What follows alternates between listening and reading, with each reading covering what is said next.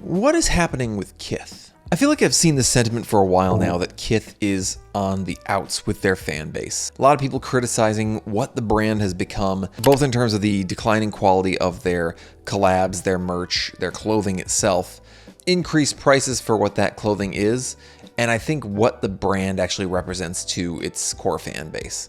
And I think this week's news really sums it up well with the announcement of Kith Ivy. I was going to make a video about this anyway, but I think this week's news actually kind of puts a fine point on it in that they have just announced Kith Ivy in the West Village. Kind of an interesting piece of news, but before I get into it, please do subscribe to the channel if you haven't yet. Really helps me out and helps the channel grow, but let's get into it. So Kith just announced Kith Ivy, which is a membership club in the West Village that is going to cost you the low price of $36,000 a year.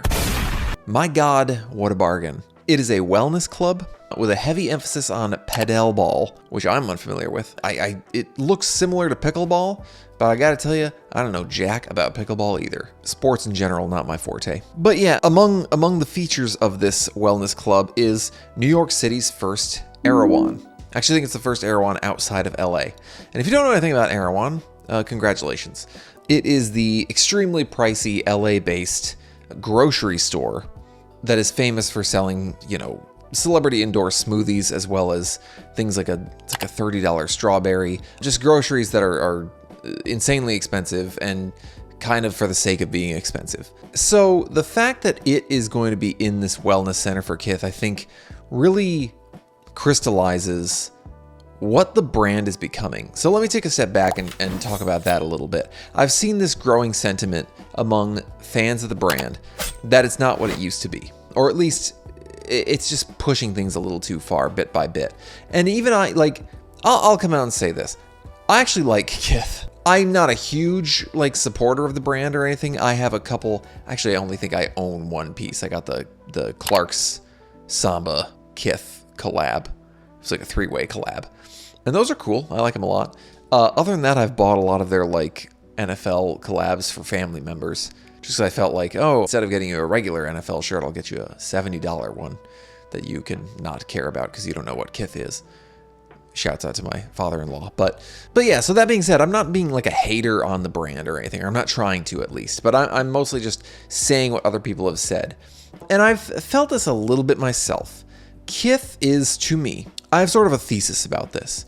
So go with me on a journey here.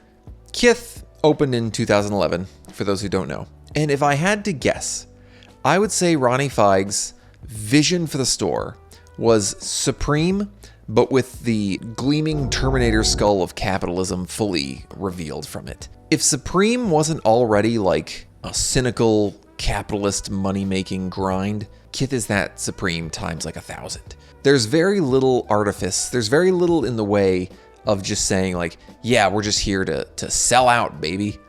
And again, I'm not saying this is like an explicitly bad thing. I actually think Kith is like an amazing business, and that's what it is. It's a business. They're making money, baby. They are super collab heavy. You know, I'm part of the Monday program or whatever. I get the push notifications, and they're dropping stuff all the time. They're dropping collabs every week, and increasingly, I guess I feel like these collabs are losing any sort of relevance or making any kind of sense, which is kind of cool in its own right. But last week, I think it was, or 2 weeks ago, they did a Jawnz one. And let me just read some of the reactions to this Jawnz collab. And again, I actually don't think a Jawnz collab is an inherently bad thing, but man, Ronnie might officially be washed. This year has been very mid for Kith. I've bought a lot from Kith over the years, but it's actually washed this year. Weird-ass Kith branding and uninspired graphics.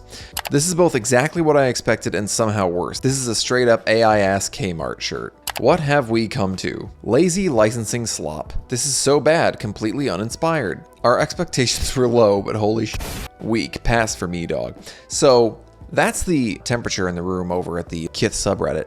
And I think just this week, they announced they're doing a Kith and Rugrats collab. What's that? There's a kernel of being cool in there, I guess, of oh, remember Rugrats? But what is it? Very bizarre to me. And it just feels like take on all comers. I remember, so if you don't know, Kith has a treats shop as part of its stores, and they did a Kith / Chips Ahoy thing where they had like an ice maker kit. And it just seems like a big gift shop at a certain point or something like that. It's a cool gift shop, but it's so to put a bow on the whole Jaws thing. I mean, somebody was asking like, where's the Jaws stuff on the website? And they were like, it didn't sell out, so they moved it all to the stores because they gotta keep that, keep up the appearance that all their stuff is selling out or whatever. You can't have like a collab that didn't do well, obviously. So, it's funny because in announcement with the Kith Ivy thing, they are announcing a partnership with Wilson for the whole pedal ball thing. Which, I don't know, we can take a look at that, I guess. I like Wilson. Wilson's cool. The debut assortment showcases Greco-Roman artwork embroidered and printed across staple silhouettes like the vintage crew neck, Addison sweater, and Collins swim short. Lifestyle focus pieces including the Tilden polo, crafted from premium cotton knit, not polyester, and the Tricot souvenir jacket. Accessories such as Ivy-branded Corksicle sport canteens round out the range. So, I mean, it makes sense. They're doing a wellness and sports-themed launch for the wellness center. What I guess I'm wondering is not so much what happened to Kith, but is Kith revealing what it was all along, which again is this like churning capitalist machine. Like, I think Supreme at the very least had like skater cred. I don't own a single piece from Supreme. I was never a Supreme fan. That's hypebeast stuff that missed me entirely.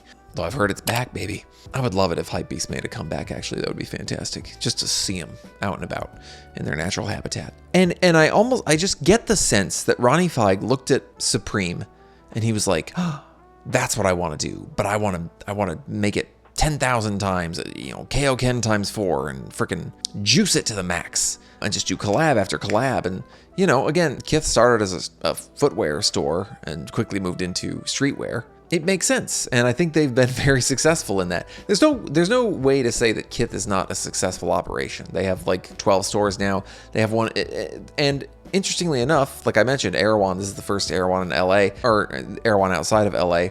Kith is a New York brand, but they have stuff in LA too. Mini rant real quick, and I apologize. It annoys me often. I kind of like the Erewhon thing because I often get annoyed that like a lot of New York stuff is not actually New York. Like, oh, Kith, New York, but they got one in Beverly Hills or whatever. In-N-Out versus Shake Shack. Which one's better? West Coast versus East Coast. They have Shake Shacks in LA. We don't have a freaking In-N-Out over. I live in New York. We don't have an In-N-Out over here. So shut up, okay? Let us have our things, and you can have your things. All right? Rant over. Erewhon. Erewhon is for rich people.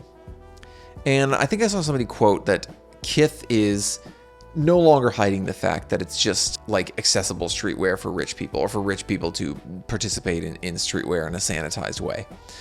And I think that they're kind of showing their true colors with this. There's a lot of people who seem disappointed in this, or just disappointed in where the brand's been lately in general. And I think that makes sense. I don't think it's wrong to still like the brand and like the collabs that they do. Their footwear collabs are still excellent, I think. I've tried to grab stuff outside of the Adidas Clarks thing. And even the Jaws collabs of the world, I still think there's a kernel there of something cool. But like people say in the memes, like, you fell for that Kith lighting. They managed to make all their stuff look like perfect somehow. I don't understand their photography is excellent, but it's like, it's too perfect. It looks like it's like a 3D model or something. That Kith lighting. I gotta figure it out. My lighting sucks. And it's coming at an interesting time. I wanted to make a video about Kith in general, but not just Kith. I also wanted to talk about kind of all of these streetwear brands, particularly like the New York-based ones, because I've noticed this with Kith, with Supreme, obviously. I mean, Supreme's been on this track for a while now, and Aime Leon Dore.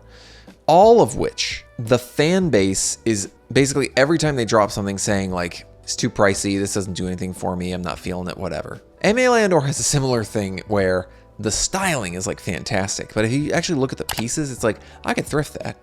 Also interesting, I find, is a weird disconnect between the actual fan base of Kith and what feels like this weird, or the fan base of Aime Leon Dore, and what feels like this weird like astroturfing thing.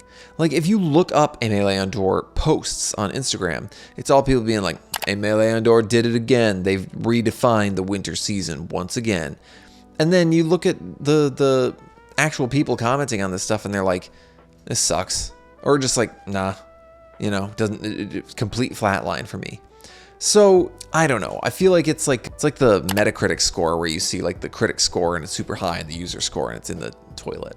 I guess it's indicative of the overall fashion luxury clothing space where everyone is just kind of admitting all at once like, yeah, this stuff's too expensive, I can't afford it. And I don't know if it's purely that, or if the designs have actually gotten worse, the materials have actually gotten worse, or a little bit of combination of both. I think everyone everywhere is taking real stock of like, what can I afford? What's actually worth it for me at this point? And you're seeing it in the luxury fashion space. I think you're also now seeing it in the streetwear space where people are saying like, I don't really need this. Again, with the styling comment on ALD, which I also like, I could get this somewhere else, you know? So I want to read a little bit about the Kith Ivy thing just to kind of explore that a bit. The high fashion fulcrum is, at first, a full-service members wellness club with annual fees rumored to cost upwards of $36,000 US. Stationed in the heart of New York City's West Village, Kith Ivy is also home to a full-size padel ball court, with Wilson joining in for some collaborative padel merch, as well as Kith Ivy's own apparel and accessory brand. Continuing through the homey atmosphere, designed to actually feel like someone's house if you live in an ALD store. You'll stumble across a multitude of dining areas, a tonic bar, a wellness center, rooftop padel courts, and pro shops, and even an Erewhon, the first Erewhon tonic bar outside of Los Angeles. Firstly, the Kith Ivy Club in New York is our most holistic entry into hospitality, expanding outside of dining into true lifestyle services, sport and wellness, and product. In parallel, and equally importantly, Kith Ivy is a new brand for us, focused on the aesthetic coalescing around the sport of padel. It's weird to me how much they're focusing on this padel ball thing. The cynical part of my brain says that they're like, oh, pickleball's really hot, we could make this the new thing. You know, odd to create a new wellness club so focused on that one thing that's not, as far as I know, really as much of a thing in the States anyway. Seems like a roll of the dice, but again, I can't turn off the cynical part of my brain. Why should I? This whole thing seems incredibly cynical. So I don't know. I think it'll be probably a big success. I mean, they've had success in pretty much everything else that they've done, and who doesn't love a $36,000 New York exclusive membership club? And that's the real word here, is exclusive. I think the thing about streetwear is it's always been supposed to be a little bit more attainable for the people, if you will. And this is anything but that. Like, I've seen some people grumbling about, like, if you had any doubts that Kith was not inclusive, this is it. And I think there's very little argument about that. This is explicitly an exclusive club. And so maybe that's partly why they're trying to create two brands here, is to be like, oh no, Kith Regulars is unmolested, but this Kith Ivy, which I just love the name Ivy. It's like Ivy League, you know, we're real prestigious and preppy over here. I just think the whole thing kind of stinks. I don't love exclusivity, especially for a brand like this. I'm more so just fascinated in what's going on in general with these streetwear brands. Even like, you know, I've been focused on New York, but like even Stüssy, I've seen people like grumble like, anyone feel like the Stüssy stuff is uninspired? I guess to wrap this all up in a bow, and maybe I can get your guys' thoughts on this too, is this stuff actually uninspired, or are people just waking up a little bit to what they actually need in this world and what they can afford? Is it cope in a way of like, and no shade, okay? I want to make that abundantly clear. If you can't afford it, or just not even can't afford it, but just don't want to spend money on it, I think that makes perfect sense. I have way too much crap, and I've really taken a step back this year and been like, I kind of don't want to buy clothes. That's crazy. Of course I want to buy clothes all the time. It's all I ever think about. But at the same time, like, I look at my collection of stuff and I'm just like, I have way too much crap. Like, yes, I want to buy shoes right now, but I have every shoe in the world. I have so many shoes I could never wear them in my entire lifetime. So what am I doing? So do you think that's part of this calculus that's going on with people? Do you think it's actually that these brands or whatever are falling off or being out of touch? I mean, that's obvious with Kith, but like, are the designs actually worse? The collabs are falling flat, or are people just kind of reevaluating what they really want to get out of their, what they want to spend their dollar on in these trying times? Get back to me about that in the comments, and especially let me know what you think of this whole Kith Ivy situation. If you think it's goofy, it's certainly a little goofy. And let me know what you think of Erewhon. I've never been. I don't really want to go. But regardless of that, I know that you should like this video and subscribe to the channel, please, for the love of God. Let me know what you're thinking, and I'll catch you in the next one. Later, guys.